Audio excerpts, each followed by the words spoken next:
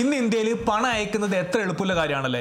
നിങ്ങൾക്ക് നിങ്ങളുടെ ഫാമിലിക്കോ ഫ്രണ്ട്സിനോ വലിയ ബ്രാൻഡഡ് ഔട്ട്ലെറ്റ് മുതൽ ചെറിയ തെരുവ് കച്ചവടക്കാർക്ക് വരെ നിങ്ങളുടെ മൊബൈൽ ഫോൺ ഉപയോഗിച്ചുകൊണ്ട് എളുപ്പത്തിൽ പേയ്മെന്റ് ചെയ്യാൻ സാധിക്കും. എന്നാൽ മൊബൈൽ പേയ്മെന്റ്സിന്റെ ഈ വളർച്ചയ്ക്ക് പിന്നിൽ വളരെയധികം ഇൻസ്പിറേഷൻ ആയിട്ടുള്ള ഒരു സ്റ്റോറി ഉണ്ട്. അത് നമുക്ക് ഈ വീഡിയോയിൽ മനസ്സിലാക്കാം. ഇന്ത്യ ഇന്ന് മൊബൈൽ പേയ്മെന്റ്സിന്റെ കാര്യത്തിൽ ഒരു വേൾഡ് ലീഡർ തന്നെയാണ്.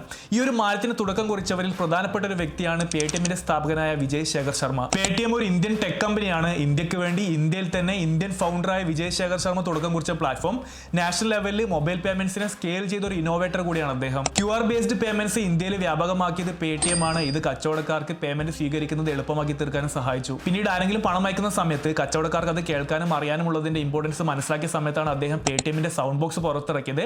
അത് ഓരോ പേയ്മെന്റ് ലഭിക്കുന്ന സമയത്തും ഇൻസ്റ്റന്റ് ആയിട്ട് ഓഡിയോ കൺഫർമേഷൻ കൊടുക്കുന്നത് വഴി ബിസിനസിന്റെ ട്രസ്റ്റ് ബിൽഡ് ചെയ്യാനും ഹെൽപ്പ് ചെയ്തിട്ടുണ്ട്. ഇന്ന് വിജയ് ശേഖർ ശർമ്മ ഇന്ത്യയിൽ AI അഡാപ്റ്റേഷൻ ലീഡ് ചെയ്യുന്നതിൽ ഒരു പ്രധാനപ്പെട്ട വ്യക്തിയാണ്. അതിന്റെ ഭാഗമായി പേടിഎം സൗണ്ട് ബോക്സിലും AI ഇന്റഗ്രേറ്റ് ചെയ്തിട്ടുണ്ട്. പേടിഎമ്മിന്റെ AI സൗണ്ട് ബോക്സ് കച്ചവടക്കാർക്ക് ഡെയിലി വർക്ക് മാനേജ് ചെയ്യുന്നതിലും സെയിൽസ് മനസ്സിലാക്കുന്നതിലും കസ്റ്റമേഴ്സുമായിട്ട് കണക്ട് ചെയ്യുന്നതിലൊക്കെ ഹെൽപ്പ് ചെയ്യുന്നുണ്ട്.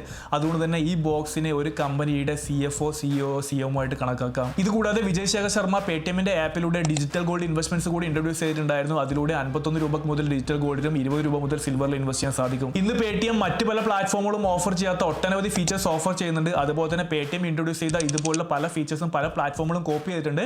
അപ്പോൾ നിങ്ങളുടെ ലൈഫിൽ ആദ്യമായിട്ട് എപ്പോഴാണ് പേടിഎം യൂസ് ചെയ്തത് നിങ്ങൾക്ക് ഓർമ്മയുണ്ടോ? തീർച്ചയായിട്ടും താഴെ കമന്റ് ചെയ്യുക.